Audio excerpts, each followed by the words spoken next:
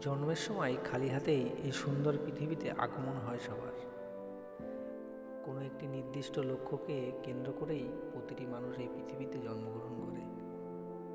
সেই নির্দিষ্ট লক্ষ্যটাই জীবনে খুঁজে পাওয়া প্রথম উদ্দেশ্য। জগতে যা কিছু আছে হচ্ছে তা সবটাই পরিবর্তনশীল। প্রতিটি জড় ও জীবের নির্দিষ্ট জীবনচক্র থাকে, তা কোনো কিছু স্থায়ী নয়।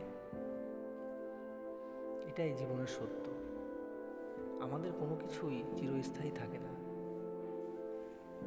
শ্রীকৃষ্ণ বলেছেন, নিজেকে ধ্বংস করে নরকের দ্বারে নিয়ে যাওয়ার তিনটি পথ: রাগ, লোভ ও লালসা। মানুষ যেমন জামা বদল করে, আত্মা বদল করে দেহ। আত্মা মৃত্যু নেই, আত্মা অমর, বদলায় শুধু দেহ। আত্মার কখনোই জন্ম হয় না। শরীরের মৃত্যু হয়, কিন্তু আত্মা বিনষ্ট হয় না। ভগবান শ্রীকৃষ্ণের এই বাণী আমাদের জীবনের মূল মন্ত্র।